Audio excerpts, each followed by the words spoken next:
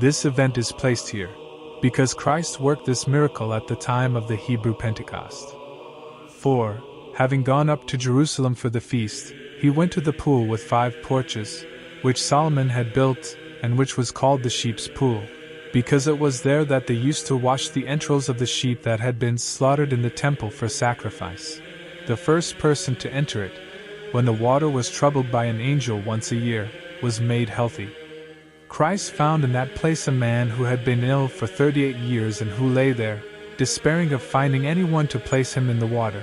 From this we learn how beneficial endurance and patience are, and that since he was going to grant us baptism, which cleanses every sin, God provided that miracles should be wrought in the Old Testament through water, so that when baptism was bestowed, it might be accepted.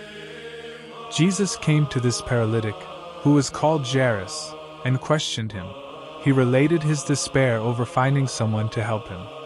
Christ, knowing that he had been wasting away with this illness for so long a time, said, "Rise, take up thy bed, and walk." At once he became healthy, and taking his bed upon his shoulders, lest the event should seem illusory, he walked to his house. Since it was the Sabbath, he was forbidden by the Jews to walk.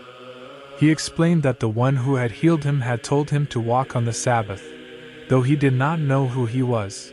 For when a crowd had gathered in that place, the Gospel says, Jesus secretly departed. After this, Jesus found him in the temple and said to him, "Behold, thou art made whole, sin no more, lest the worst thing come unto thee."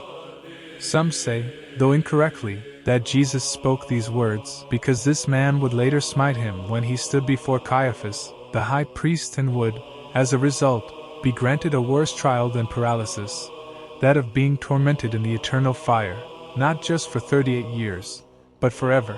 Rather, the Lord showed that the illness of paralysis befell him because of his sins. However, not all illness comes from sins, but in some cases it comes from physical causes, from gluttony, indifference, and many other factors.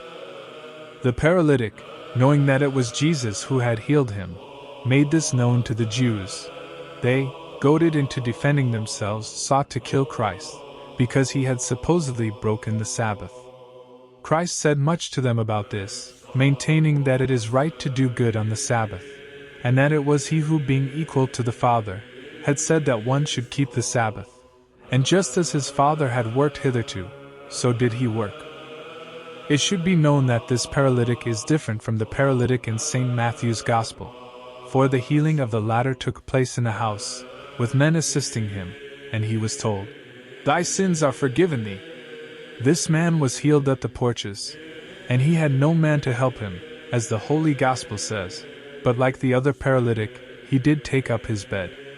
It is celebrated now, because it occurred during the season of Pentecost, as did the wonders involving the Samaritan woman and the blind man.